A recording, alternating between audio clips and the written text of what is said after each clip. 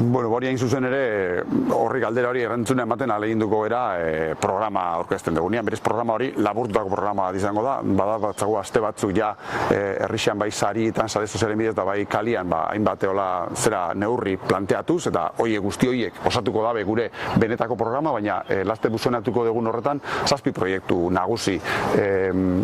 identifikatu ditugu, eta horrek izango dira, bueno, hola labur esan da, bat etxebizitzaren problema Mendaron, bigarrena izango da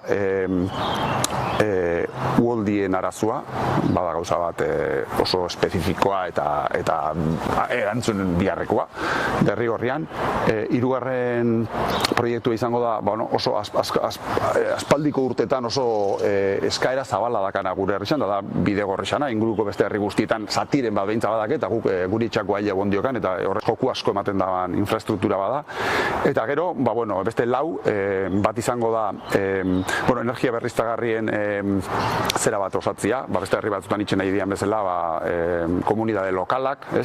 ikusi beharko da Mendarok ze potentzial daukan energia berriztagarri desberdinekin, eta pixkat hori azteratu, eta hor saiatu aurrera itxen. Bigarren bat izango da kiroldegiana, kiroldegia ikusten dugu Mendaron nahiko disperso dauden instalakuntzak, eta nahiz eta hau itxita dagoan proiektu bat estan, gu planteatzen dugu, eta gero jendeak erabakiko dugu, saiatzia olako kirol azpiegiturak zentralizatuko lituzken eta baliabideak modu efizienteagoan gastatzeko aukera emango luken Mendaroren neurrirako kiroldegi bat, ez beste hauek planteatzen duten bezalako, ez dakik guretzako Mendarori haundi geratzen zaion proiektu bat, diru asko alperrik galtzea ekarriko lukena gure ustez. Eta gero beste pare bat esan den merkataritza eta den zera bat, revitalizazio edo suspertze plan bat, eta azken bat zaintzaren ingurukoa, zaintza zentzu zabalian ulertuta, bai umiena, bai adineko jendiana, familia guztiak daukate umeak espaldin badia adindunak, eta ardura handia izaten da familietan, eta horri iruditzako instituzioetatik erantzun bat eman biajakola, eta instituzio lokaletatik ere bai.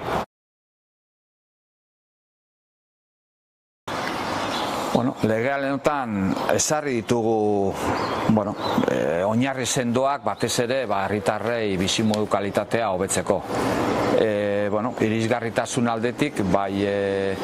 Azpilgoetan ditugu Azpilgoetako plaza barritxu, Zelaikuako rampak deritxeguna, ludoteka ondoan, baita ere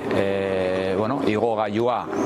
eta zubiak eurak, nun zubi zaharra dakizu moduan iraian hasiko dira obrak, eta espero dugu zubi berria 2024-2025 berriro hastea. Eta, eurekin ere aztertzen agira etxe bizitzak bi aukera bultzatzen ari gara, eta baita ere eremu industrialarekin lanketan egea, industria Mendaron gera dadin eta bultza alizateko. Ze ikusten dugu Mendaron etorkizuna batez be industriari lotuta dagoelako. Eta hori da gure apostu sendo.